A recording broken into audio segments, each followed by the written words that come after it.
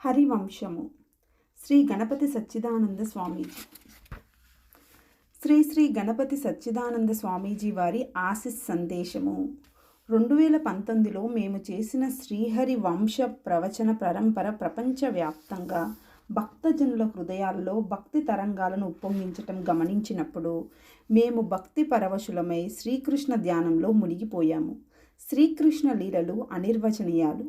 ఈ ప్రవచనమాలిక కూడా ఒక లీలే.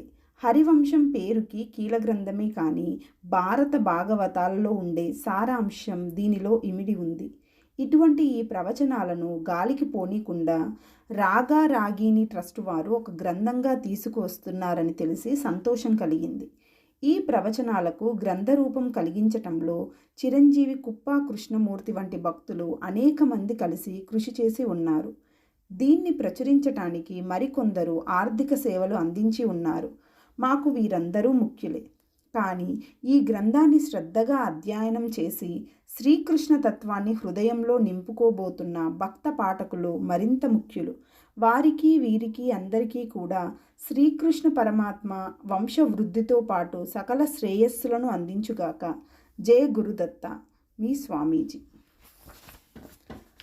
హరివంశము. నారాయణం నమస్కృత్య నరం చైవ నరోత్తమం దేవీం సరస్వతీం వ్యాసం తతో జయముదిరయేత్. హరివంశ పర్వము. హరివంశ పురాణోత్పత్తి. వేదవ్యాస మహర్షి వేదరాశిని శాఖోపశాఖలుగా విభాగం చేసిన తర్వాత వేదాలలోని ప్రస్తావింపబడిన పురాణ గాథలను అష్టాదశ పురాణాలుగా, ఆ తర్వాత అష్టాదశ ఉపపురాణాలుగా విభజించి సంకలనం చేసి రచించాడు. అప్పటికీ ఆయనకు తృప్తి కలగలేదు. పైన చెప్పిన వేద శాఖలలోనూ ఉప పురాణాలలోనూ చెప్పబడిన అన్ని అంశాలకు సమన్వయ స్వరూపంగా ఒక స్వతంత్ర గ్రంథాన్ని రచించాలని ఆయనకు భగవత్ ప్రేరణ కలిగింది.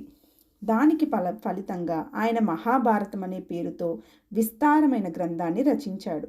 వేదవ్యాస మహర్షి దగ్గర గల శిష్యులలో పైలుడు, వైశంపాయనుడు, సుమంతుడు, జైమిని అనే 4 శిష్యులు ప్రధానులుగా ఉండేవారు. తను విభాగం చేసిన వేదాలను, సంకలనం చేసిన పురాణాలను, రచించిన మహాభారతాన్ని ప్రచారం చేసే బాధ్యతను వ్యాస మహర్షి ఆ 4 శిష్యులకు అప్పజెప్పాడు. అందులో మహాభారతాన్ని విస్తారంగా ప్రచారం చేసే బాధ్యత వైశంపాయనుడికి దక్కింది. ఇదిలా ఉండగా అర్జునుడికి మునిమనువడైన జనమేజయుడు రాజ్యాధికారంలోకి వచ్చాడు. అర్జునుడికి పుత్రుడు అభిమన్యుడు, అతని పుత్రుడు పరీక్షిత్తు, ఇతని పుత్రుడు జనమేజయుడు. ఇలా 3 తరాలు గడిచేసరికి మహాత్ములైన పాండవుల జీవితాల గురించి, వారికి నిత్య రక్షకుడైన శ్రీకృష్ణ పరమాత్మ గురించి పరస్పర విరుద్ధంగా ఉన్న వింత వింత కథలు ప్రజలలో ప్రచారంలోకి వచ్చాయి. అందువల్ల జనమేజయ మహారాజు ఒకసారి వ్యాస భగవానుడి దర్శనం లభించినప్పుడు, మా వంశంలోని వారంతా ఉత్తములే కదా, వారికి జ్ఞాతి వైరం ఎలా వచ్చింది? వంశనాశకరమైన యుద్ధం ఎలా జరిగింది? ఉన్నది ఉన్నట్లు చెప్పండి అని అడిగాడు. వేదవ్యాస భగవానుడు ఆ ప్రశ్నకు సంతోషించి ప్రక్కనే ఉన్న వైశంపాయుణ్ణి పిలిచి, నేను రాసిన మహాభారత కథను మొత్తాన్ని ఈ జనమేజయ మహారాజుకు వినిపించు అని ఆజ్ఞాపించాడు. జనమేజయ మహారాజు మహాసభ ఏర్పాటు చేసి వైశంపాయుణ్ణి శాస్త్రోక్త విధానంతో అర్చించి ఆయన ద్వారా మహాభారత ఇతిహాసాన్ని ఆమూలాగ్రంగా ఉపదేశం పొందాడు. ఇదే సభలో సూతవంశీయుడైన రోమహర్షణుడి పుత్రుడు ఉగ్రశ్రవసుడు ఈ కథను శ్రద్ధగా విని ఆమూలాగ్రంగా ధారణ చేశాడు. ఇతని శ్రద్ధను గమనించిన వైశంపాయనుడు ఆ తర్వాత కాలంలో ఇతనికి అనేక ఇతర పురాణాలను కూడా ఉపదేశం చేశాడు. ఇతనికి ఉగ్రశ్రవణుడు, లౌమ మహర్షి, సౌతి, సూతుడు అనే నామాంతరాలు. ఇతడే నైమిషారణ్యంలో సత్రయాగం చేస్తున్న శౌనకాది మహర్షులకు యాగ విరామ సమయాలలో భారతాది పురాణాలను ఉపదేశించాడు. శౌనకుడు సామాన్యుడు కాడు. ఈయన అసలు పేరు గృత్సమదుడు. ఈయన తండ్రి పేరు శునకుడు. శునకుడి పుత్రుడు కనుక ఇతనికి శౌనకుడు అని పేరు ఏర్పడింది. ఈయన నైమిషారణ్యంలో ఆశ్రమం నిర్మించుకొని 10,000 మంది శిష్యులకు భోజనం పెడుతూ చదువు చెప్పేవాడు. అలాంటి గురువులనే కులపతి అని పిలుస్తారు. ఈ కులపతి ఒకప్పుడు లోక కళ్యాణార్థమై 12 సంవత్సరాల పాటు అవిచ్ఛిన్నంగా సాగే సత్రయాగాన్ని ప్రారంభించాడు. సత్రయాగం అంటే ఋత్వికులు అందరూ కూడా యజమానులై యజ్ఞఫలాన్ని సమంగా పంచుకునే యజ్ఞ విధానం.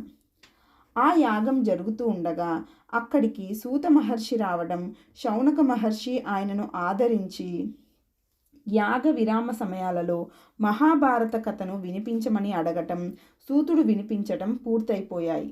ఆ తర్వాత శ్రోతల్లో అగ్రస్థానంలో కూర్చుని ఉన్న శౌనక మహర్షి లేచి నిలబడి సూతుడికి నమస్కరించి, సూత మహర్షి, భరతవంశీయుల వంశచరిత్రలన్నీ విస్తారంగా చెప్పావు. వారిలో కురువంశీయుల చరిత్రలను ఇంకా వివరంగా చెప్పావు. అయితే నువ్వు కథ చెప్పిన విధానాన్ని బట్టి చూస్తే మహాభారతానికి శ్రీకృష్ణుడే నాయకుడు. ఆ కథలో ఆయనే సర్వప్రధానుడు, మిగిలిన వారందరికీ మూలభూతుడు, విశేషించి పాండవులకు ప్రాణస్వరూపుడు. మహాభారత యుద్ధానికి ఆయనే సూత్రధారి. అలాంటి శ్రీకృష్ణుడి వంశాన్ని గురించి, అతనికి మూలభూతులైన వృష్ణి, అంధకాది వంశాల గురించి అక్కడక్కడ ప్రస్తావించావు కానీ విస్తరించి వర్ణించలేదు. దయచేసి ఆ విషయాలను విపులంగా వర్ణించవలసింది అని ప్రార్థించాడు. అది విని సూత మహర్షి నవ్వి ఇలా అన్నాడు. శౌనక మహర్షి, పూర్వం నా గురువైన వైశంపాయనుల వారు మహాభారతాన్ని వినిపిస్తున్న రోజులలో చివరి రోజున జనమేజయ మహారాజు గారు సరిగ్గా ఇదే ప్రశ్న వేశాడు. దానికి మా గురువు గారు ఏమి సమాధానం చెప్పారో అదే మీకు నేను వినిపిస్తాను.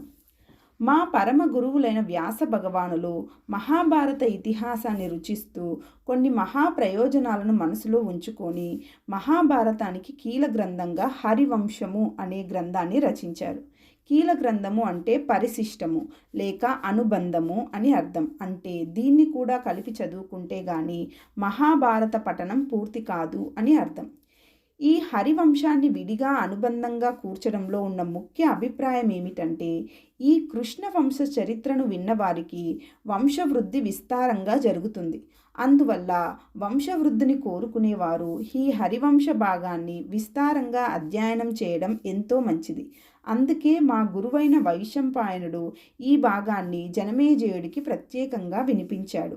దానిని నేను మీకు వినిపిస్తాను అని ఇక్కడ శ్రోతలు గమనించవలసిన ముఖ్య అంశం ఒకటి ఉంది. ఈ హరివంశంలో ఉన్న పర్వాల సంఖ్య గురించి, శ్లోకాల సంఖ్య గురించి పండితులలో కొన్ని అభిప్రాయ భేదాలు ఉన్నాయి. ఎక్కువ మంది పండితులు ఆదరించిన విధానం ప్రకారం దీనిలో హరివంశ పర్వము, విష్ణు పర్వము, భవిష్య పర్వము అనే 3 పర్వాలు ఉన్నాయి. గోరఖ్పూర్లోని గీతా ప్రెస్ వారు కూడా ఈ విధానాన్ని ఆదరించారు. మనం ఆ వరుసలోనే ఈ పురాణాన్ని సంగ్రహంగా చెప్పుకుందాం. సృష్టి ప్రారంభం. నిర్వికారుడై, నిరాకారుడై, అద్వితీయుడై, ఏకాకిగా ఉన్న పరమాత్మకు సృష్టి చేయాలనే సంకల్పం కలిగింది. వెంటనే ఆయన తన సంకల్ప బలంతో మున్ముందుగా నీటిని సృష్టి చేశాడు. నీటికి మరో పేరు నారము. ఆ నారంలో భగవంతుడు నివసించడం ప్రారంభించారు కనుక ఆయనకు నారాయణుడు అనే పేరు ఏర్పడింది. అయనము అనగా నివసించే స్థానము అని అర్థం. అలాంటి నారాయణుడు కొంతకాలం పోయినాక తనలో ఉండే శక్తిని ఒక చిక్కని నీటి బిందువుగా రూపొందించి దానిని తన చుట్టూ ఉన్న జలంలోకి పడవేశాడు. ఆ చిక్కని నీటి బిందువు నీళ్ళల్లో కలిసిపోకుండా క్రమక్రమంగా లావెక్కి ఒక బంగారపు గుడ్డులాగా తయారయ్యింది. నారాయణ ప్రభు యొక్క దృష్టి ప్రాసారం చేత ఆ గుడ్డు మరింత పరిపుష్టమై చుట్టంతా ఉన్న నీటిని అంతటినీ ఆక్రమించింది. కొన్ని వేల సంవత్సరాలు అలా జరిగేసరికి ఆ గుడ్డు తనంతట తానే పగిలి 2 ముక్కలైంది. ఆ ముక్కల మధ్యలో 4 ముఖాలు గల బ్రహ్మదేవుడు ఉద్భవించాడు. ఆ బ్రహ్మదేవుడు చుట్టంతా పరికించి చూశాడు. చుట్టంతా నీరు తప్ప మరొకటి లేదు. ఇంతలో నారాయణుడి యొక్క కరుణ బ్రహ్మదేవుడి మీదికి ప్రసరించటం వల్ల బ్రహ్మదేవుడి హృదయంలో సమస్త వేదాలు అర్ధసహితంగా ప్రకాశించటం మొదలుపెట్టాయి. ఆ వేదనాదాలను వింటున్న కొద్దీ బ్రహ్మదేవుడికి సృష్టి చేయాలనే సంకల్పం కలగసాగింది. ఆ సంకల్పం కలిగిన దగ్గర నుంచి ఎలా సృష్టి చేయాలో బోధించే వేద మంత్రాలు ఆయన హృదయంలో మారుమ్రోగసాగాయి. ఆ వేద బోధ ప్రకారం బ్రహ్మదేవుడు తన చుట్టూ ఉన్న బంగారు గుడ్డు ముక్కలలో తన తలవైపు ఉన్న ముక్కను బలంగా దూరానికి ఎగదోశాడు. తన పాదాల కింద ఉన్న ముక్కను మరింత కిందికి తోశాడు. బ్రహ్మదేవుడి యొక్క సంకల్ప బలం వల్ల క్రింది ముక్క భూగోళంగా ఏర్పడితే చుట్టూతా ఉన్న నీళ్ళల్లో తేలసాగింది. పైకి వెళ్ళిన ముక్క స్వర్గలోకంగా రూపొందింది. ఈ రెండు ముక్కలకు మధ్య గల ప్రదేశం ఆకాశంగా రూపొందింది. దానిని చూస్తున్నా కొద్దీ బ్రహ్మదేవుడికి ఈ ఆకాశం అనంత పదార్థాలకు అవకాశం ఇవ్వగలదు అని తోచింది. దానితో ఆయన మున్ముందుగా దిక్కులను, సూర్యమండలాన్ని, కాలాన్ని, మనస్సును, వాక్కును, రాగద్వేషాలను సృష్టి చేశాడు. ఈ నిర్జీవ సృష్టిలో బ్రహ్మదేవుడికి తృప్తి కలగలేదు. మళ్ళీ వేద వాక్యాలను పరిశీలించాడు. ఆ పరిశీలన ఫలితంగా ఆయన మనసులోంచి సనకుడు, సనందుడు, సనత్కుమారుడు, సనత్సుజాతుడు అనే 4 మహర్షులు జన్మించారు. వారు పుడుతూనే ఓంకార జప పరాయణులై నివృత్తి మార్గంలో సమాధి స్థితిలో ఉండిపోయారు. అందుచేత బ్రహ్మదేవుడు సంకల్పించిన సృష్టి వృద్ధి కార్యక్రమానికి వారి వల్ల సహాయం అందలేదు. అందువల్ల బ్రహ్మదేవుడు కొంచెం అసంతృప్తికి లోనై ఈ మాటు వేరే రకపు వేదవాక్యాలను ఆధారంగా స్వీకరించి మరో 7 మహర్షులను మానసిక విధానంలో సృష్టి చేశాడు. వారే మరీచి, అత్రి, అంగిరసుడు, పులస్త్యుడు, పులాహుడు, క్రతువు, వశిష్ఠుడు. వీరే సప్త ఋషులు. బ్రహ్మదేవుడు వీరందరినీ కర్మ మార్గంలో ఉండమని బోధించి దానికి తగిన వేద మంత్రాలను వారికి ఉపదేశించారు. వారు తండ్రి ఆజ్ఞను శిరసా వహించి సృష్టి వృద్ధికి తోడ్పడుతూ వచ్చాడు. బ్రహ్మదేవుడు మరికొంత ఆలోచించి ఈ మాట రుద్రుణ్ణి సృష్టి చేశాడు. ఇతను ఒక పక్క వంశవృద్ధిని కలిగిస్తూనే మరో పక్క సంహార కృత్యాలను కూడా నిర్వహించసాగాడు. దానివల్ల బ్రహ్మదేవుడికి మరింత తృప్తి కలిగింది. బ్రహ్మదేవుడు సప్తర్షుల యొక్క రుద్రుడి యొక్క సహాయంతో మానసిక సృష్టి విధానంలో కొందరు దేవతలను, యక్షులను, సిద్ధులను, సాధ్యులను, మహర్షులను, రాక్షసులను తన వివిధ అవయవాల నుంచి సృష్టి చేశాడు. దాంపత్య సృష్టి. ఇలా మానసిక సృష్టి చేసి బ్రహ్మదేవుడికి విసుగు పుట్టింది. ఆయనకు తన సృష్టి వేగం చాలలేదు. సృష్టి ఇతోధిక వేగంతో వృద్ధి పొందాలంటే ఏమి చేయాలా అని ఆయన మళ్ళీ వేదాన్ని పరిశీలించాడు. ఆ పరిశీలన ఫలంగా ఆయన తన శరీరాన్ని నిట్ట నిలువుగా 2 ముక్కలు చేసుకున్నాడు. అందులో కుడి ముక్కలోంచి మనువు అనే పురుషుడు జన్మించాడు. ఎడమ ముక్కలోంచి శతరూప అనే స్త్రీ జన్మించింది. మనువు అంటే మనస్సే ప్రధానంగా కలవాడు. శతరూప అంటే తన వంటి రూపాలను 100ల కొద్ది సృష్టించగలది అని అర్థం. బ్రహ్మదేవుడు ఈ ఇద్దరికీ వివాహం చేసి వారి ద్వారా దాంపత్య విధానంలో సంతానం కలిగే పద్ధతిని సృష్టి చేశాడు. అప్పటి నుంచి బ్రహ్మదేవుడి యొక్క ప్రజాసృష్టి తామరతంపరగా వృద్ధి చెందింది.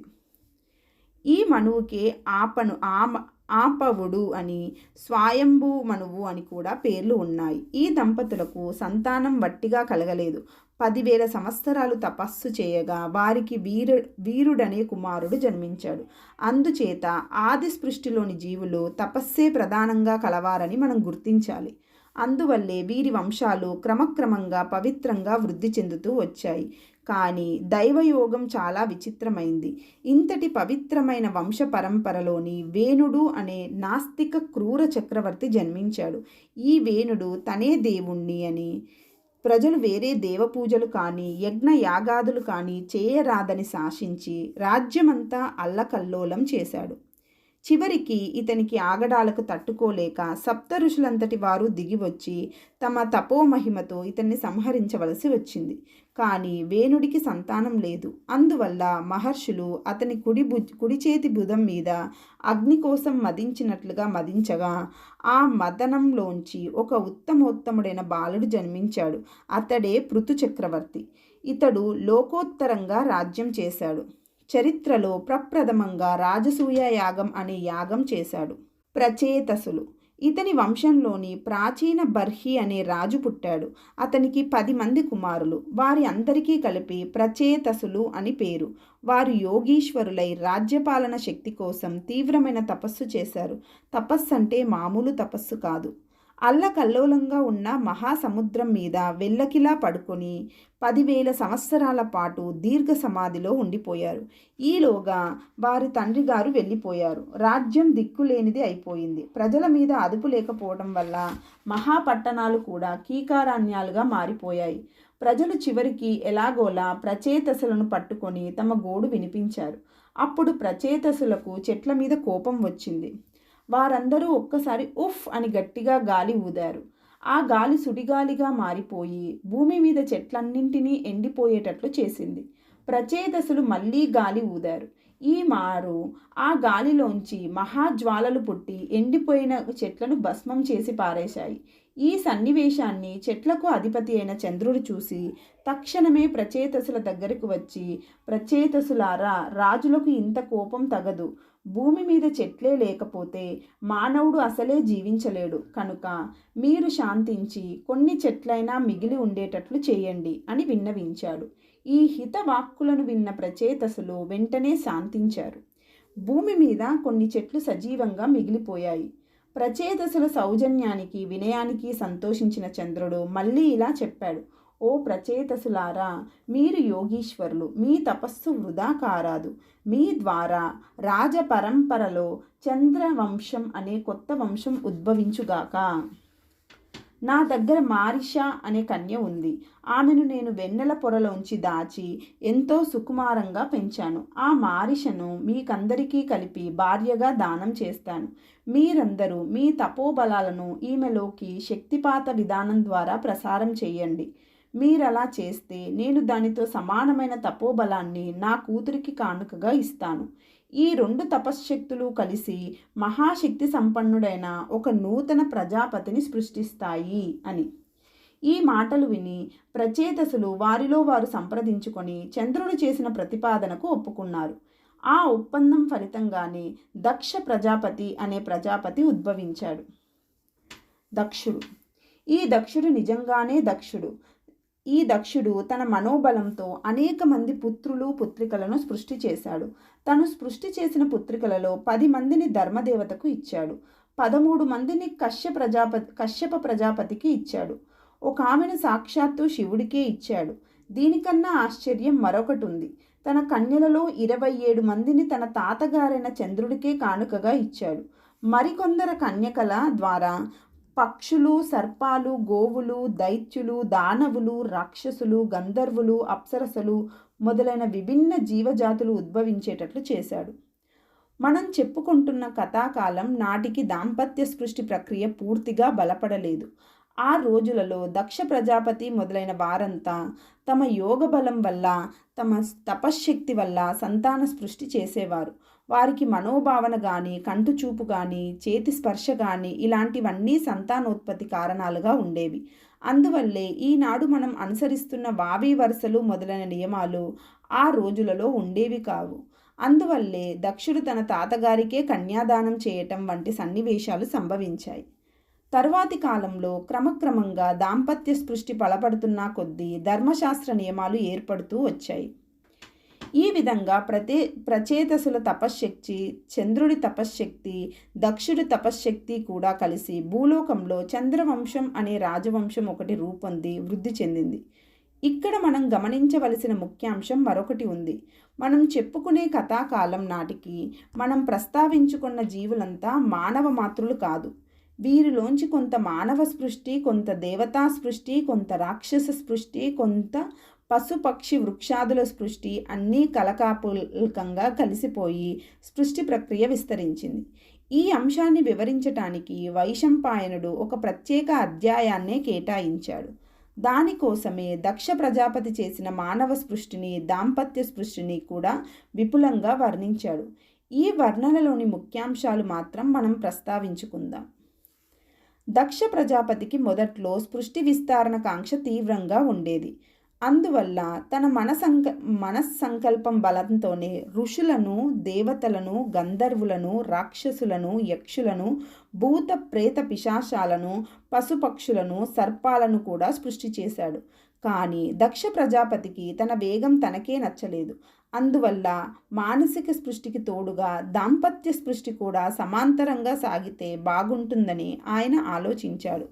కానీ తన వేగానికి తట్టుకుని సంతాన సృష్టి చేయగల మహిళామణి ఎవరా అని వెతికి చివరికి వీరన ప్రజాపతి పుత్రిక అయిన అసిక్ని అనే ఆవిడను వివాహం చేసుకున్నాడు. ఆమె మొదటి విడతగా 5,000 మంది మానవ పుత్రులను జన్మించారు. వారందరికీ కలిపి హర్యశ్వులు అని పేరు. వారు పెరిగి పెద్దవారై తాము కూడా సృష్టి విస్తరణ చేద్దామనే మన సంకల్పంలో వచ్చారు. కానీ ఎలా చేయాలా అనే అంశం వారికి సరిగ్గా అవగతం కాలేదు. దాని గురించి పెద్దలను అడిగి తెలుసుకుందామనే ప్రయత్నంలో ఉండగా వారికి నారద మహర్షి తారసపడ్డాడు. వాళ్ళు తమ సందేహాలను ఆ మహర్షి ముందుంచారు. నారద మహర్షి కొంచెం ఆలోచించి, రాజపుత్రులారా, భూమిపైన ఏమి ఉందో, క్రింద ఏమి ఉందో, మధ్య భాగంలో ఏమి ఉందో స్వయంగా పరిశీలించి తెలుసుకోకుండా మీరు సృష్టి విస్తరణ ప్రక్రియ ప్రారంభిస్తే దానివల్ల ప్రయోజనం ఏమిటి? అసలు ఆ పని మీరు ఎలా చేయగలుగుతారు అన్నాడు. హర్యశ్వగణానికి ఈ మాటలు నచ్చాయి. వారు తమకున్న తపశ్శక్తితో దిగాంతాలను వెతుక్కుంటూ ముందుకు వెళ్ళిపోయారు. కానీ వాయు సంచారమే లేని ఆ దిగంత ప్రాంతాలను తట్టుకోవడం వారి వల్ల కాలేదు. కనీసం వెనక్కి తిరిగి రావడం కూడా చేత కాలేదు. అందుచేత వారు అక్కడే నశించిపోయారు. ఈ విషయం తెలిసి దక్ష ప్రజాపతి చాలా దిగులు పడ్డాడు. కానీ త్వరలోనే తేరుకొని మరో 1000 మంది పుత్రులను సృష్టి చేశాడు. వీరు కూడా అన్నలాగే ఆలోచించి మళ్ళీ నారద మహర్షినే ఆశ్రయించారు. ఆయన అదే సలహా చెప్పాడు. ఈ సోదర బృందం కూడా కదిలి వెళ్ళి దిగాంతాలలోనే నశించిపోయింది. ఈ దెబ్బతో దక్షుడి దుఃఖం కోపంగా పరిణమించి నారదుడి మరణించమని శపించాడు. దివ్యర్షి నిత్య లోకోపకారి అయిన నారదుడికి ఇలా శాపం తగిలేటప్పటికీ దేవతలు మహర్షులు హాహాకారాలు చేశారు. అప్పుడు బ్రహ్మదేవుడు చెరవ తీసుకొని మరీచి మొదలైన మహర్షులను వెంట పెట్టుకొని దక్షుడి దగ్గరికి వచ్చి, దక్ష, నారదుడు నిత్య లోకోపకారి. నారా అంటే జ్ఞానం. దానికి నలుగురికి పంచడమే ఆయన పని. ఆయన నీ పుత్రులకు కూడా జ్ఞానోపదేశం చేద్దామనే ప్రయత్నం చేశాడు. వాళ్ళు ఆయన ఉపదేశాన్ని సరిగ్గా అందుకోలేక వక్ర మార్గంలో యోగ ప్రక్రియలు చేసి దిగంత ప్రయాణాలు చేసి మృత్యువాత పడ్డారు. దీనిలో నీ కొడుకుల తప్పే ఎక్కువగా ఉంది. నీవు క్రోధావేశపరుడవై నారదుడిని అంత తీవ్రంగా శపించడం లోకాలకే అపకారం చేసినట్లు అవుతుంది. కనుక నువ్వు నీ శాపాన్ని మరలించుకోవటం మంచిది అని మెత్తగా మందలించాడు. ఇంతమంది పెద్దలు వచ్చి ఇలా చెప్పేసరికి దక్షుడు మెత్తబడి, అయ్యా, జరిగిందేదో జరిగిపోయింది. నేను కూడా మా నాన్నగారైన బ్రహ్మగారి సృష్టి విస్తరణ కాంక్షను ఇతోతిదంగా సఫలం చేయాలనే ఆతుర్దతలో ఇంతమంది పుత్రులను సృష్టి చేశాను తప్పితే ఇందులో నాకు వేరే స్వార్థం లేదు. అయినా నా పనికి అడ్డం వచ్చాడనే భావనతో నారదుణ్ణి శపించడం జరిగిపోయింది. ఇక మీదట నేను పుత్రులను గాక పుత్రికలను సృష్టి చేయాలని సంకల్పించుకున్నాను. వాళ్ళ ద్వారా సృష్టి ప్రక్రియ 100 రెట్లుగా విస్తరించగలదు. నేను చేయబోయే కన్యాదానాలలో ఒక కన్య ద్వారా నారద మహర్షి మళ్ళీ జన్మిస్తాడు. మళ్ళీ దేవర్షిగా విరాజిల్లి తన లోకోపకార ప్రక్రియను కొనసాగిస్తాడు అని వారికి విన్నవించాడు. ఆ తర్వాత దక్ష ప్రజాపతి అనేక మంది కన్యలను సృష్టి చేసి కొంతమందిని దేవతలకు, కొంతమందిని మహర్షులకు కన్యాదానం చేశాడు. వారి ద్వారా దేవతలు, రాక్షసులు, పశుపక్షి వృక్షాదులు ముల్లోకాలలోనూ విస్తరించారు. మరుద్గనుల ఉత్పత్తి. వీరిలో అదితి అనే ఆమె గర్భంలో నుంచి దేవతలు, దితి అనే ఆవిడ గర్భంలో నుంచి రాక్షసులు జన్మించారు. ఈ 2 వర్గాలకు తండ్రి కశ్యప ప్రజాపతి. కానీ ఈ 2 వర్గాలకు నిరంతరం వైరంగా ఉండి ఎప్పుడూ యుద్ధాలు చేసుకుంటూ ఉండేవారు. కశ్యపుడు ఆ యుద్ధాలను పట్టించుకునేవాడే కాదు. కొన్నాళ్ళు పోయేసరికి రాక్షస వర్గం ఇంచుమించుగా క్షీణించిపోయింది. దేవతా వర్గం బాగా విస్తరించిపోయింది. ఈ పరిణామాన్ని తీవ్రంగా కలత చెందిన రాక్షస మాత దితి ఒకనాడు కశ్యప ప్రజాపతిని ప్రసన్నంగా ఉన్న సమయం చూసి దేవతలను సంహరించగల వీరుడైన పుత్రుణ్ణి ప్రసాదించమని ప్రార్థించింది. కశ్యపుడు ప్రసన్నుడై, దితి, నీవు కోరిన కోరిక చాలా దుర్ఘటమైనది. నేను నీకు గర్భాన్ని ప్రసాదిస్తాను. కానీ నీవు ఆ గర్భాన్ని 100 సంవత్సరాల పాటు నియమనిష్టలు తప్పకుండా సదాచారంతో నిలబెట్టుకోవాలి. నువ్వు ఈ పని చేయగలిగితే నువ్వు కోరిన పుత్రుడు నీకు కలుగుతాడు. మధ్యలో నియమభంగం చేస్తే నీ కోరిక నెరవేరడం కష్టం. కనుక జాగ్రత్తగా గర్భాన్ని రక్షించుకో అని చెప్పి ఆమెకు గర్భాన్ని ప్రసాదించి, కశ్యప మహర్షి దీర్ఘకాలం తపస్సు చేసుకునేందుకోసం ఒక అడవిలోకి వెళ్ళిపోయాడు. దితి ఎంతో నియమనిష్టలతో పట్టుదలతో తన గర్భాన్ని రక్షించుకుంటూ వస్తుంది. క్రమంగా ఈ వార్త దేవేంద్రుడికి తెలిసింది. ఆమెకు 100 ఏళ్ళు పూర్తి అయినాక పుత్రోత్పత్తి జరిగితే ఇక దేవజాతికి నామరూపాలే ఉండవు అని గ్రహించాడు. ఇప్పుడు ఏమి చేయాలని బాగా ఆలోచించి తన పినతల్లి దితి వద్దకు వచ్చి, అమ్మా, నువ్వు ఇంత దీర్ఘకాలంగా గర్భాన్ని భరిస్తున్నావు. నాన్నగారు ఊళ్ళో లేరు. నీకు వేరే తోడు లేదు. కనుక నేను నీ దగ్గరే ఉండి నీకు సేవలు చేసుకుంటూ ఉంటాను. నీకు సహాయంగా ఉంటాను. నాకు అనుమతినివ్వు అని ఎంతో వినయంగా ప్రార్థించాడు. ఆ మాటలు విని దేవేంద్రుడు నిజంగా అమాయకుడే అని దితి నమ్మేసింది. దానికి తోడు సవతి కొడుకైన దేవేంద్రుడి చేత చాకిరీ చేయించుకోవడం తనకు ఒక గర్వకారణం అని భావించింది. అందుచేత దేవేంద్రుడి సేవలకు అంగీకరించింది. దేవేంద్రుడు చాలా కష్టపడి సేవలు చేయడం ప్రారంభించాడు. అతడు సేవలు చేస్తున్న కొద్దీ దితికి ఆపసోపాలు మరింత పెరిగాయి. గర్భానికి 99 సంవత్సరాల వయసు దాటిపోయింది. అప్పుడు ఒక రోజున దితి అర్ధరాత్రి పూట కాలకృత్యాలు తీర్చుకొని అలసట వల్ల కాళ్ళు కడుక్కోవడం మర్చిపోయి వచ్చి మంచం మీద పడుకుంది. దేవేంద్రుడు ఇది గమనించాడు. దితి ఆచారభంగం చేసింది. అందువల్ల ఆమెలోకి అపవిత్రత ప్రవేశించింది. అందువల్ల ఆమె గర్భంలోనికి తను సూక్ష్మ రూపంతో ప్రవేశించే అవకాశం లభించింది. అయినా దేవేంద్రుడు తొందరపడకుండా ఆమెకు బాగా నిద్ర పట్టేదాకా ఆగి అప్పుడు ఆమె గర్భంలోకి ప్రవేశించాడు. అలా ప్రవేశించిన దేవేంద్రుడు లోపల ఉండే గర్భాన్ని తన వజ్రంతో 7 ముక్కలుగా కోశాడు. ఆ బాధకు లోపలి పిండం ఏడవసాగింది. దేవేంద్రుడు ఆ 7 ముక్కలను మా రుదా అంటూ బుజ్జగించాడు. అవి 7 ముక్కలైనా కూడా సజీవంగానే ఉండడం గమనించిన దేవేంద్రుడు ఆ జీవుడి యొక్క బలానికి ఆశ్చర్యపడి ఒక్కొక్క ముక్కను మళ్ళీ 7 ముక్కలుగా ఖండించాడు. అయినా ఆ 49 ముక్కలు సజీవంగానే ఉండి ఏడవసాగాయి. ఇంద్రుడు కంగారు పడుతూ మారుదా అంటూ బుజ్జగిస్తూనే ఉన్నాడు. ఈ దశలో దితిదేవికి మేలుక వచ్చింది. ఆమెకు కొద్ది నిమిషాలలోనే విషయం అవగతమైపోయింది. ఈ దేవేంద్రుడు తన గర్భంలోకి ఎలా ప్రవేశించగలిగాడా అని ఆలోచించి తను చేసిన తప్పు ఆమెకు అర్థమైంది. ఇప్పుడు దేవేంద్రుడితో విరోధించినా ప్రయోజనం లేదని గ్రహించి వెంటనే దేవేంద్రుణ్ణి బ్రతిమాలసాగింది. నాయనా దేవేంద్ర, వీడు నీ తమ్ముడు. ఇప్పటికి 49 ముక్కలయ్యాడు. అయినా మరణించలేడు. దయచేసి వీడిని ఇంకా ముక్కలుగా చేయకు.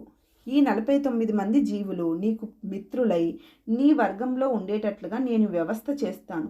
నువ్వు మాత్రం వారిని చంపకు అని ఆమె బ్రతిమాలగా దేవేంద్రుడు ఆలోచించి ఇలా అన్నాడు. అమ్మా, నువ్వు అనుమతిస్తే ఈ 49 మందిని దేవతా వర్గంలోనే చేర్చుకుంటాను. భూమికి స్వర్గానికి గల మధ్య భాగంలో 7 ఆకాశ మార్గాలు ఉన్నాయి. వాటిలో వింత వింత శక్తి తరంగాలు వాయు రూపాలుగా ప్రసరిస్తూ ఉంటాయి. వాటినే సప్త వాయుస్కందాలు అంటారు. వాటికి ఇప్పటి వరకు సరి అయిన అధిపతులు ఎవ్వరూ లేరు. ఈ 49 మందిని ఆ 7 వాయుస్కందాలకు అధిపతులుగా నియమిస్తాను. వీరందరూ నేను మారుదా అంటుండగా పుట్టారు కనుక వీరికి మరుత్తులు అని నామకరణం చేస్తాను. నీ తపోబలం వల్ల జన్మించిన ఈ 49 మంది మరుత్తుల వల్ల సప్త వాయుస్కందాలలో నివసించే స్థూల సూక్ష్మజీవులు అందరికీ మేలు జరుగుతుంది. దీనికి నీవు అంగీకరించు అని దేవేంద్రుడు వినయంగా విన్నవించాడు. దితిదేవి అంగీకరించింది. ఈ విధంగా దేవదానవ వంశాలు క్రమక్రమంగా వృద్ధి చెందాయి. మానవ లోకంలో వృద్ధి చెందిన మానవ జాతులకు, పశుపక్షాది జాతులకు దేవజాతుల వారిని బ్రహ్మదేవుడు అధిపతులుగా వ్యవస్థ చేశాడు. హరివంశము. శ్రీ గణపతి సచ్చిదానంద స్వామీజీ. హరివంశ పర్వము. పృథ చరిత్ర. కథ వింటున్న జనమేజయుడు సుప్రసిద్ధుడైన పృథు చక్రవర్తి కథను విస్తారంగా చెప్పమని కోరాడు. వైశంపాయనుడు ఆ వివరాలను ఇలా చెప్పాడు. వైవస్వత మనవు యొక్క వంశంలో అంగుడు అనే సత్పురుషుడు జన్మించాడు. ఇతనికి సునీత అనే భార్య ఉండేది. ఈమె తండ్రి పేరు మృత్యువు. ఇతడు ఒక రకమైన నాస్తికుడు. ఆ లక్షణాలే అతని కూతురిలో కూడా సంక్రమించాయి. ఆ కూతురికి పుట్టినవాడే వేణుడు. ఇతనికి చిన్నప్పటి నుంచి కొన్ని మానవాతీత శక్తులు ఉండేవి. దానివల్ల అతనికి నేనే దేవుణ్ణి అనే గర్వం ఏర్పడింది. దానికి అతని తాతగారి ప్రోత్సాహం కూడా తోడైంది. యువరాజుగా ఉండగానే ఈ వేణుడు చేసే ఆగడాలకు తట్టుకోలేక, వాటిని నియంత్రించలేక తండ్రి అయిన అంగరాజు అడవుల్లోకి పారిపోయాడు. వేణుడు చక్రవర్తి అయి ప్రజలందరూ తనను తప్ప వేరే దేవతను పూజించడం కానీ, యజ్ఞ యాగాదులు చేయడం కానీ పనికిరాదని శాసించాడు. మిత్రులు సన్నిహితులు అయిన సేనాపతుల సహాయంతో రాజే స్వయంగా ఆగడాలు చేస్తుండటం వల్ల రాజ్యం అల్లకల్లోలం అయిపోయింది. స్త్రీలకు సాధుజనులకు రక్షణ లేకుండా పోయింది. ఈ పరిస్థితిలో రాజుగారికి మంచి సలహాలు ఇద్దామని కొంతమంది పెద్ద మనుషులు ప్రయత్నం చేయగా వేణుడు నిస్సంకోచంగా వాళ్ళ తలలు నరికేశాడు. చిట్ట చివరికి సప్తఋషులు వచ్చి స్వయంగా సలహాలు చెప్పినా కూడా వేణుడు తన గర్వాన్ని వదలక వారి తలలు నరుకుదామని ప్రయత్నం చేయగా సప్త ఋషులు హూంకరించారు. ఆ హూంకారానికి వేణుడు నేలకూలాడు. సప్త ఋషులు కొంచెం కంగారు పడ్డారు. ఎందుకంటే వారనుకున్నది వేరు, జరిగింది వేరు. పైగా ఈ రాజుకు సంతానం లేదు. అందుచేత రాజ్యం మొత్తాన్ని రాజవిహీనం చేసిన పాపం వాళ్ళ నెత్తి మీద పడ్డట్లయింది. పాపం మాట అలా ఉంచినా ఈ రాజ్యానికి కొత్త రాజుని తీసుకువచ్చి పెట్టవలసిన బాధ్యత ఇప్పుడు అనుకోకుండా వాళ్ళ మీద పడ్డది. మహర్షులు కొంచెం ఆలోచించారు. ఈ వంశం మహత్తరమైనది. వైవస్వత మనువు నుంచి ఇప్పటిదాకా అద్భుతమైన తపః ప్రభావంతో వెలిగిపోయిన వంశమిది. ఈ పవిత్ర వంశంలోకి ఎలా దూరాడో ఈ వేణుడు దూరాడు. కానీ ఇతని గతి ఇట్లా అయిపోయింది. ఇప్పుడు మనం ఈ వంశాన్ని కాదని వేరే రాజవంశాన్ని కల్పించడం అనేది అంత తేలిక పని కాదు. అందువల్ల ఈ వేణుడిలో దాగి ఉన్న పుణ్యబలాన్ని బయటకు తీసి తద్వారా ఒక నూతన వంశాంకురాన్ని సృష్టి చేయడం ఉత్తమం అని వారికి అనిపించింది. అయితే దానికి మార్గమేమిటా అని వారు 7 కలిసి ఆలోచించి ఒక నిర్ణయానికి వచ్చారు. వారి దగ్గర హోమ సమయాలలో అగ్నిని పుట్టించేందుకు పని వచ్చే మతన దారువులు ఉన్నాయి. అంటే ఒరిపిడి ద్వారా అగ్నిని పుట్టించడానికి పనికి వచ్చే చెక్క ముక్కలు ఉన్నాయి. వాటిలో అడుగున ఉంచే చెక్క దిమ్మను అరణి అని పిలుస్తారు. దాని మీద నిలబెట్టి గిరగిరా మతనం చేసే నిలువు చెక్కను మంతని అంటారు. సప్త ఋషులు వెంటనే వేనరాజు శరీరం యొక్క ఎడమ తొడను అరణిగా స్వీకరించి దాని మీద వారి దగ్గర ఉన్న నిలువు చెక్కను అంటే మంతనని నిలబెట్టి అగ్ని కోసం మదించినట్లుగా మదించసాగారు. వారు అలా మదిస్తూ ఉండగా అగ్నిస్థానంలో ఒక నల్లటి పొట్టి లావుపాటి మనిషి పుట్టాడు. వాడు భయంతో వణికిపోతున్నాడు. వాణ్ణి చూస్తూనే అత్రి మహర్షి దయతో నిషిదా అన్నాడు. తత్ఫలితంగా ఆ మనిషి నిషాదులు అనే బోయజాతికి రాజు అయ్యాడు. సప్త ఋషులు ఈ నిషాదోత్పత్తి వల్ల వేణుడిలో దాగి ఉన్న పాపాంశ అంతా బయటకు వెళ్ళిపోయిందని గుర్తించారు. వాళ్ళు అప్పుడు వేనరాజు యొక్క గుడి భుజాన్ని అరణిగా స్వీకరించి దాని మీద నిలువు కర్రను సంధించి మంత్రపూర్వకంగా మదించారు. ఆ మదనంలో నుంచి సహజ కవచలాలు ధరించి ఉన్న తేజశాలి అయిన వీరుడు ఒకడు పుట్టాడు. అతని చేతిలో సహజ సిద్ధంగానే ధనుర్బాణాలు కూడా ఉన్నాయి. సప్త ఋషులు ఈ వీర పురుషుల్లో గల విశాలమైన సాత్విక తేజస్సును గమనించి అతనికి పృథువు అని పేరు పెట్టారు. వెనువెంటనే సప్త ఋషులు రాజ్యంలోని మంత్రి సామంతాదుల సహాయంతో పృథువును సింహాసనం మీద కూర్చోబెట్టి పట్టాభిషేకం చేశారు. అప్పటి నుంచి పృథు చక్రవర్తి ప్రజారంజకంగా ధర్మబద్ధంగా లోకోత్తరమైన దివ్యశక్తితో రాజ్యం చేయసాగాడు. కానీ క్రూరాత్ముడైన వేణుడి శరీరంలోంచి మరో పుత్రుడు జన్మించి రాజయ్యాడనే వార్త వినేసరికి ఆనాడు భూమండలానికి అధిపతిగా ఉన్న దేవత భయంతో వణికిపోయింది. ఇతడు కూడా తన తండ్రిలాగే భూభారాన్ని పెంచుతాడేమో అనే భయం వల్ల ఆమె భూమి మీది ఔషధాలలోని, వృక్షాలలోని, లతలలోని, తృణాలలోని సారాన్ని వెనక్కి పీల్చుకునే గోరూపం ధరించి పారిపోసాగింది. సారాన్ని వెనక్కి పీల్చేసుకొని గోరూపం ధరించి పారిపోసాగింది. దానితో భూమి మీద ప్రజలంతా సప్తఋషుల దగ్గరికి వెళ్ళి, అయ్యా, మీరేదో రాజవ్యవస్థ చేశారు, మాకు ఉన్న తిండి కూడా లేకుండా పోయింది, మమ్మల్ని మీరే రక్షించాలి అని గగ్గోలు పెట్టారు. సప్తఋషులు చిరునవ్వు నవ్వి, మీ పృథు మహారాజే మీకు అన్ని రకాల రక్షణ చేస్తాడయ్యా, మీరు వెళ్ళి ఆయననే ప్రార్థించండి అని చెప్పారు. ప్రజలు పృథు మహారాజు దగ్గరికి వెళ్ళి తమ కష్టాలు చెప్పుకున్నారు. పృథు మహారాజు వెంటనే ఈ ఉపద్రవానికి కారణమేమిటో తన దివ్య దృష్టితో చూశాడు. గోరూపధారిణి అయిన భూదేవత కనిపించింది. ఆమె యొక్క మనోభావం కూడా ఆయనకు అర్థమైంది. వెంటనే పృథు మహారాజు ఆగ్రహోదగ్రుడై ధనుర్బాణాలు ధరించి భూదేవిని వెతుక్కుంటూ ముందుకు వెళ్ళాడు. ఈ విషయాన్ని గ్రహించిన భూదేవత గోరూపంతోనే భూలోకాన్ని వదిలి పాతాళ లోకానికి వెళ్ళింది. అక్కడ కూడా పృథు మహారాజు ధనుర్బాణధారి అయి ఎదురుగా కనిపించాడు. ఆమె వెంటనే స్వర్గలోకానికి పారిపోయింది. అక్కడ పృథు మహారాజే కనిపించాడు. ఆమె బ్రహ్మలోకానికి వెళ్ళింది. అక్కడ పృథు మహారాజే కనిపించాడు. భూదేవత ఇక పరిగెత్తలేక చేతులు జోడించి పృథు మహారాజుకి నమస్కరించి ఇలా విన్నవించింది. ఓ పృథు మహారాజా, నువ్వు దివ్యశక్తి సంపన్నుడవని అర్థమవుతోంది, కానీ మేధాశక్తి మాత్రం ఉన్నట్లు లేదు. నీ ప్రజలకు ఆహారం తగ్గిందని నన్ను చంపాలని చూస్తున్నావు. నేను మరణిస్తే నీ ప్రజలకు ఆశ్రయభూతమై వారినందరినీ మోస్తున్న భూగోళమే విచ్ఛిన్నమవుతుంది. అప్పుడు నీ ప్రజలకు నీకు నిలవటానికి స్థానమే లేకుండా పోయి ఆకాశంలో చెల్లా చెదురైపోతారు. నువ్వు కోరుకునేది ఇదేనా? అది కాక మహారాజా, స్త్రీహత్య మహాపాతకమని ధర్మశాస్త్రాలన్నీ చెబుతున్నాయి. పైగా దీనిలో గోహత్య కూడా ఇమిడి ఉంది. ఆ మాట కూడా నీకు తోచటం లేదా అని. ఆ మాటలు విని పృథు మహారాజు కొంచెం జంకి ఇలా అన్నాడు. భూదేవి, నీకు నమస్కారం. నీ మీద నాకు ద్వేషం లేదు, కానీ నా ప్రజలను రక్షించుకోవలసిన ధర్మం నాకుంది.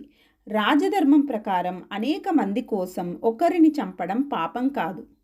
నేను ఇప్పుడు సమస్త ప్రజానికం కోసం ఒక స్త్రీహత్య, గోహత్య చేసినా నాకది పాపం కాదు. భూదేవత మరణిస్తే భూగోళమే కూలిపోతుందంటున్నావు. నేను నా తపోబలంతోనే భూగోళాన్ని నిలబెట్టగలను. నువ్వు ధర్మం ప్రకారం ప్రజలకు అందించవలసిన ఔషధాలను అందిస్తే ప్రజలందరితో పాటు నేను కూడా నీకు దాసుడనై సేవిస్తాను. కాదని మొండికెత్తితే నిన్ను దండించటం కన్నా నాకు వేరే ధర్మం లేదు అని. భూదేవత మళ్ళీ ఇలా అంది. రాజా, తెలివిగానే మాట్లాడుతున్నావు, కానీ రాజన్న వాడికి ఉపాయం ఉండాలి. నా దగ్గర నుంచి ఔషధీ రూపమైన సారాన్ని నీవు గ్రహించాలంటే గోరూపంలో ఉన్న నన్ను మచ్చిక చేసుకోవాలి. నేను ఈ గోరూపంలో ఉన్నాను కనుక నాకు ఒక మంచి దూడను చూసిపెట్టు. అప్పుడు నా మనస్సు ప్రసన్నమై నాలో నుంచి క్షీర రూపంలో ఔషధీ సారం భూగోళం మీద ప్రవహిస్తుంది. కానీ మహారాజా, ఇక్కడ మళ్ళీ మరొక చిక్కు ఉంది. నీ తండ్రి చేసిన పాపాల వల్ల భూగోళపు ఉపరితలమంతా పర్వతాలతో నిండిపోయి అస్తవ్యస్తంగా మారిపోయింది. నేనిప్పుడు ఔషధీ రసాలను ప్రవహింపచేసిన ఆ రసం భూమి మీద సమంగా పరుచుకోదు. కనుక దానికి ఏమి చేయాలో కూడా నువ్వు ఆలోచించుకో అని. పృథు మహారాజు కొంచెం ఆలోచించి, భూదేవత, నువ్వు చెప్పిన 2 పనులు నేను చేసి చూపిస్తాను. నీ మాట నువ్వు నిలబెట్టుకో. నువ్వు పాతాళము, భూమి, స్వర్గము అనే ముల్లోకాలలో మధ్యలో ఉండేదానివి. ఈ 3 లోకాల వారి జీవనము నీ మీదే ఆధారపడి ఉంది. మాతృమూర్తివై వారందరినీ రక్షించవలసిన బాధ్యత నీ మీదే ఉంది. ఆ మాట నువ్వు మర్చిపోకు అన్నాడు. చూస్తుండగానే పృథు చక్రవర్తి యొక్క రూపం ఒక తేజోమయ రూపంగా మారిపోయింది. ఆయన చేతిలో ఉన్న ధనస్సు తేజోమైన నాగలిలాగా మారిపోయింది. ఆయన రథం ఆకాశంలో కొద్దిగా పైకి లేచి భూమి చుట్టూ ప్రదక్షిణలు చేయసాగింది. అతని చేతిలో ఉన్న ధనస్సు యొక్క కొస తగిలిన ప్రతి పర్వతము ముక్కలు ముక్కలై నేల మీద పరుచుకోసాగింది. ఆ రాజు ఆ విధంగా పలుమార్లు భూప్రదక్షిణం చేసి భూమిని ఇంచుమించుగా సమతలంగా మార్చాడు. కానీ భూమి మీద జల ప్రవాహాలు, నది ప్రవాహాలు, సముద్రాల స్థితులు కొనసాగేందుకోసం కొన్ని పర్వతాలు మాత్రం చూర్ణం చేయకుండా విడిచిపెట్టాడు. ఈ అద్భుత కార్యాన్ని చూచి దేవతలే ఆశ్చర్యపోయారు. భూదేవత ఆశ్చర్యంతో పాటు ఆనందం కూడా పొందింది. భూదేవిని పితుకుట. ఇక పృథు చక్రవర్తి ఒక పవిత్ర ప్రదేశానికి భూదేవతను ఆహ్వానించి స్వయంభూ మనవును దూడగా చేసి తనే స్వయంగా గోరూప భూదేవిని పితకసాగాడు. అప్పుడు ఆమె పృథు చక్రవర్తికి సమృద్ధిగా రకరకాలైన పైరులను, ఔషధాలను, లతాదులను పాలుగా ప్రసాదించింది. తర్వాత పృథు చక్రవర్తి తనకేగాక ఇతర జీవజాతులకు కూడా జీవన క్షీరాలను ప్రసాదించమని భూదేవిని ప్రార్థించాడు. ఆమె దయతో అంగీకరించింది. అప్పుడు బృహస్పతి పాలు పితికేవాడుగా వచ్చాడు. ఆయన వేదాలను తన గిన్నెగా చేసుకున్నాడు. చంద్రుడు దూడ అయ్యాడు. అప్పుడు గోమాత నుంచి వివిధ రూపాలైన తపస్సులు పాలుగా ప్రవహించాయి. తర్వాత సూర్యుడు పితికేవాడుగా వచ్చాడు. బంగారు పాత్రను తెచ్చుకున్నాడు. ఇంద్రుడు దూడ అయ్యాడు. వారికి భూదేవత బలకరమైన క్షీరాలను ప్రసాదించింది. తరువాత కాలదేవుడు పితికేవాడుగా వచ్చాడు. వెండి పాత్రను తెచ్చుకున్నాడు. యముడు దూడ అయ్యాడు. అప్పుడు గోదేవత వారికి స్వత అనబడే పితృలోక ఆహారాన్ని పాలుగా ప్రసాదించింది. తర్వాత సర్పాలు పితికేవాళ్ళుగా వచ్చారు. వాళ్ళు ఎండిన అనపకాయ బుర్రను పాత్రగా తెచ్చుకున్నారు. తక్షకుడు దూడ అయ్యాడు. భూదేవి వాళ్లకు విషాన్ని పాలుగా ప్రసాదించింది. తర్వాత రాక్షసులు తమ ప్రతినిధిగా 2 శిరస్సులు గల మధువు అనే రాక్షసుణ్ణి పితికేవాడుగా పంపారు. అతను ఇనుప పాత్ర తెచ్చుకున్నాడు. ప్రహ్లాదుడి కొడుకైన విరోచనుడు దూడ అయ్యాడు. గోమాత వాళ్లకు మాయా విద్యలను పాలుగా ప్రసాదించింది. తర్వాత యక్షులు మణివర్ణుని తండ్రి అయిన రజతనాభుడు అనే యక్షకుడిని పితికేందుకు పంపారు. అతడు పచ్చి కుండను పాత్రగా తెచ్చుకున్నాడు. కుబేరుడు దూడగా వచ్చాడు. గోమాత వారికి అంతర్ధాన విద్యలను పాలుగా ప్రసాదించింది. తర్వాత రాక్షసులు, పిశాచులు కలిసి తమ ప్రతినిధిగా మరొక రజతనాభుడు అనే వాడిని పంపారు. అతడు శవం యొక్క పుర్రెను పాత్రగా తెచ్చుకున్నాడు. సుమాలి దూడగా వచ్చాడు. గోమాత వారికి రక్తాన్ని పాలుగా ప్రసాదించింది. తర్వాత గంధర్వులు, అప్సరసులు కలిసి సురుచి అనే వాడికి పితికేవాణిగా తెచ్చుకున్నారు. అతడు తామరాకు దొప్పను పాత్రగా తెచ్చుకున్నాడు. చిత్రరథుడు దూడ అయ్యాడు. గోమాత వారికి సుగంధ ద్రవ్యాలను పాలుగా ప్రసాదించింది. తర్వాత పర్వతాలు అన్నీ కలిసి మేరు పర్వతాన్ని పితికేవాడుగా తెచ్చుకున్నాయి. అతడు ఒక కొండను పాత్రగా తెచ్చుకున్నాడు. హిమవంతుడు దూడ అయ్యాడు. భూదేవి వారికి రకరకాల ఔషధాలను, రత్నాలను పాలుగా ప్రసాదించింది. తర్వాత భూమి మీద సస్య జాతులన్నీ కలిసి మది చెట్టును పితికేవాడుగా పంపాయి. అతడు మోదుగా ఆకు దొప్పను పాత్రగా తెచ్చుకున్నాడు. లతలు దూడగా వచ్చాయి. భూదేవి వారికి కోసివేసిన మళ్ళీ మొలిచే శక్తిని పాలుగా ప్రసాదించింది. ఈ విధంగా పృథు చక్రవర్తి ముల్లోకాల్లోని జీవులందరికీ భూదేవత ద్వారా జీవనాన్ని ప్రసాదించటం వల్ల దేవతలందరూ భూదేవిని పృథువు యొక్క కూతురు పృథివీ అని పిలిచి మెచ్చుకున్నారు.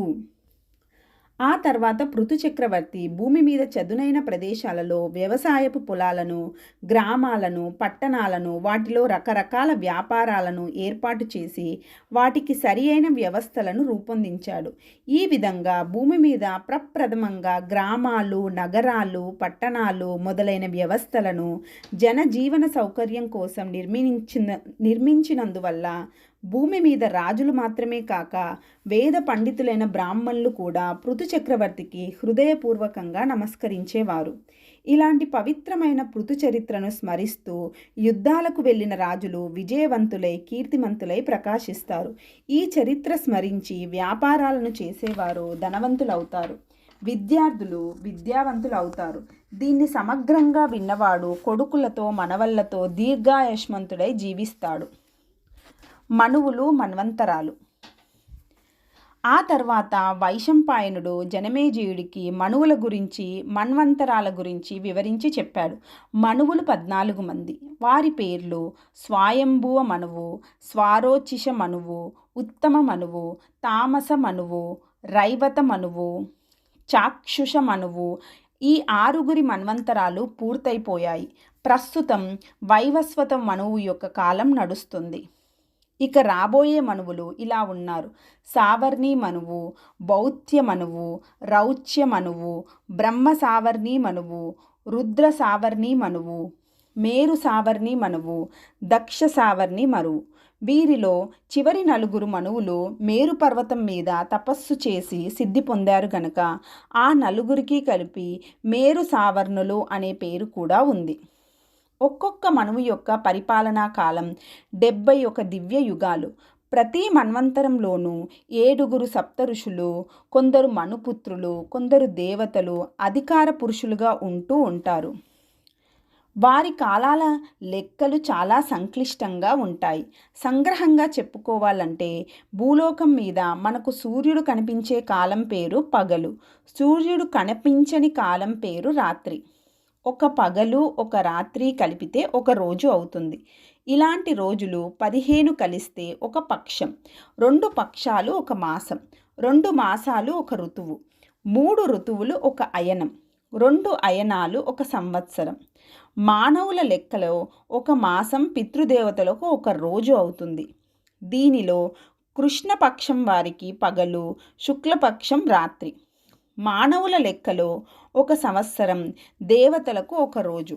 దీనిలో ఉత్తరాయణం వారికి పగలు, దక్షిణాయనం రాత్రి.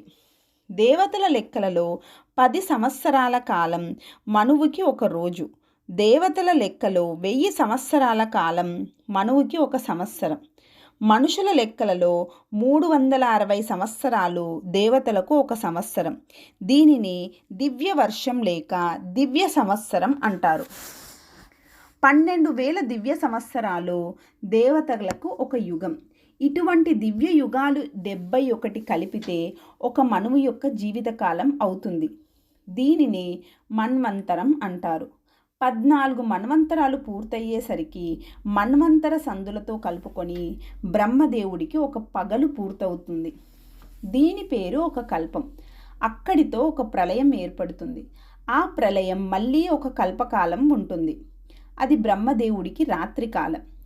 ఆ రాత్రి సమయంలో బ్రహ్మదేవుడు విష్ణుమూర్తి గర్భంలో నిద్రపోయి రాత్రికాలం తీరిపోగానే నిద్రలేచి మళ్ళీ పూర్వంలాగానే సృష్టి ప్రక్రియను ప్రారంభిస్తాను.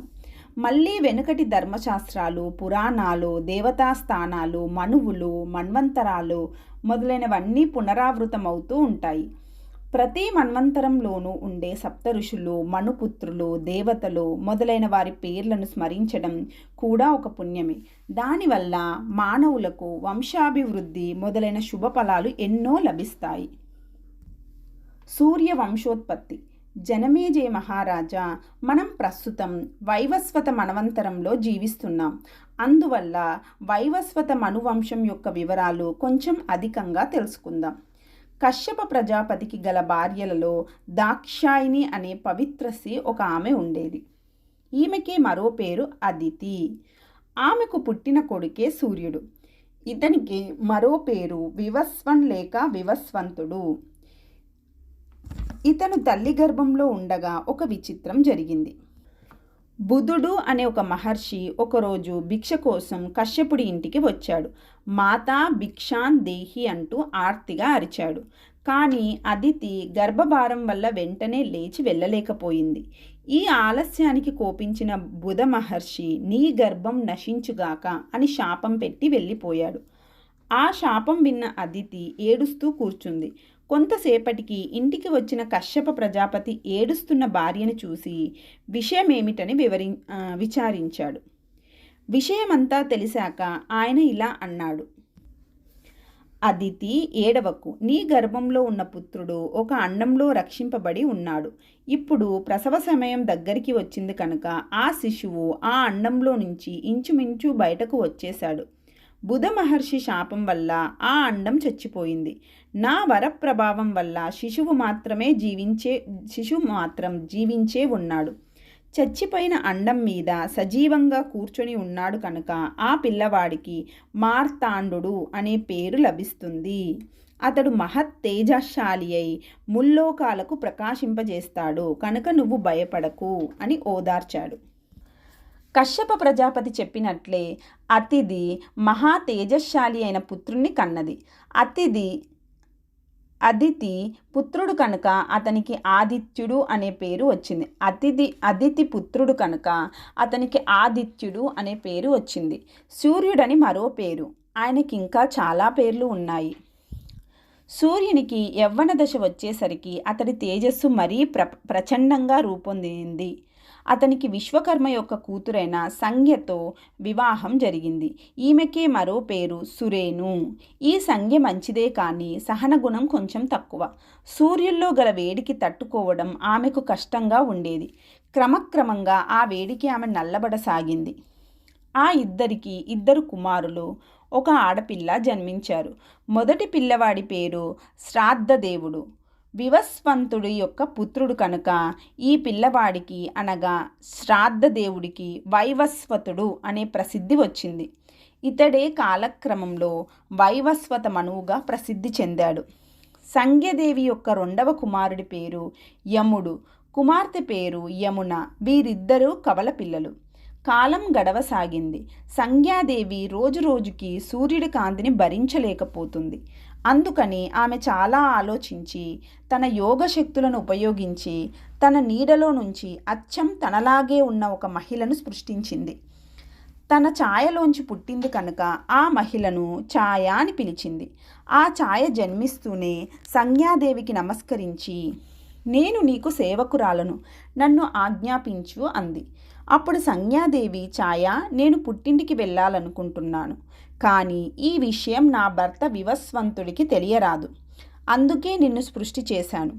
నువ్వు ఇక్కడ నా స్థానంలో ఉండి నా భర్తకు సేవ చేస్తూ నా పిల్లలు 3 జాగ్రత్తగా పెంచుకుంటూ ఉండు. ఈ రహస్యం మాత్రం ఎప్పుడూ బయట పెట్టకూడదు అంది. ఛాయాదేవి ఆ మాటలు విని, ఓ సంజ్ఞాదేవి, చాలా సంకటమైన పని అప్పచెబుతున్నావు. అయినా నీ ఆజ్ఞను పాలిస్తాను.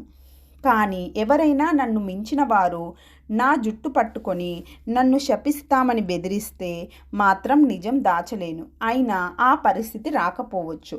నువ్వు సుఖంగా పుట్టింటికి వెళ్ళిరా అంది. సంజ్ఞాదేవి దీనికి అంగీకరించి పుట్టింటికి వెళ్ళిపోయింది. కానీ ఆవిడకు అక్కడ అనుకున్నంత స్వాగతం లభించలేదు. మొదట్లో మామూలుగానే ఉన్నా క్రమక్రమంగా తండ్రి అయిన విశ్వకర్మ ఆవిడను మందలించటం ప్రారంభించాడు. నీకు అస్సలే సహనగుణం తక్కువ. దానికి తోడు మరొక స్త్రీని సృష్టి చేసి అక్కడ పెట్టి వచ్చానంటున్నావు. అది నీ కాపురానికి క్షేమం కాదు అని ఆ తండ్రి సమయం వచ్చినప్పుడల్లా దెప్పి పొడుస్తూనే ఉన్నాడు.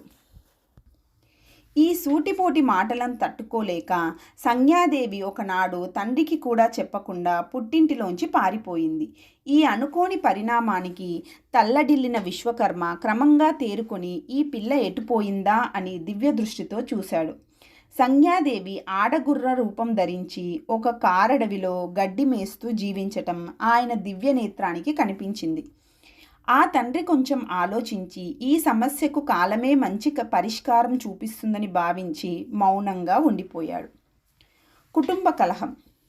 అక్కడ సూర్యలోకంలో వివస్వంతుడు ఛాయాదేవే సంజ్ఞాదేవి అనుకొని మామూలుగానే జీవించసాగాడు. ఛాయా వివస్వంతులకు ఒక మగపిల్లవాడు పుట్టాడు. ఇతను రంగులో తన పెద్ద అన్నగారైన వైవస్వత మనువుతో సమానంగా ఉన్నాడు. అందువల్ల ఇతనికి సావర్ణుడు అని పేరు పెట్టారు. వివస్వంతుడి 2వ కుమారుడి పేరు యముడు. అతడు చిన్నతనంలో కొంచెం అల్లరిగా ఉండేవాడు. ఆ అల్లరి ఛాయాదేవికి నచ్చేది కాదు. దానికి తోడు తనకంటూ సొంతగా ఒక కొడుకు పుట్టిన దగ్గర నుంచి ఆవిడ ప్రవర్తన పూర్తిగా మారిపోయింది. ఆమె తన సొంత కొడుకుకు ఒక్కడికే గారాబం చేస్తూ ఉండేది. మిగిలిన 3 పిల్లల్ని గట్టిగా దండిస్తూ ఉండేది. చిన్నపిల్లలకు తల్లిదండ్రులు చూసే తారతమ్యాలు త్వరగానే అర్థమైపోతాయి. పిల్లల్లో మొదటి 3కి తమ అమ్మ కడసరి వాడి మీదే ఎక్కువ ప్రేమగా ఉంటుందని బాగా అర్థమైపోయింది.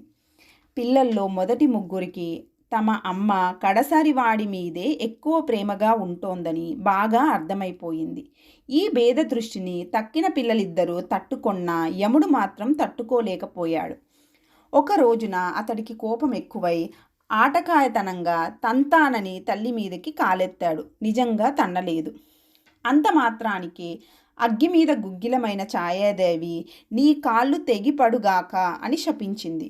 పిడుగులాంటి ఈ శాపానికి బెంబేలెత్తిపోయిన యముడు సరాసరి తండ్రి దగ్గరకు వెళ్ళి జరిగినది జరిగినట్లు చెప్పి నాకు శాప పరిహారం చెప్పు అని ప్రార్థించాడు.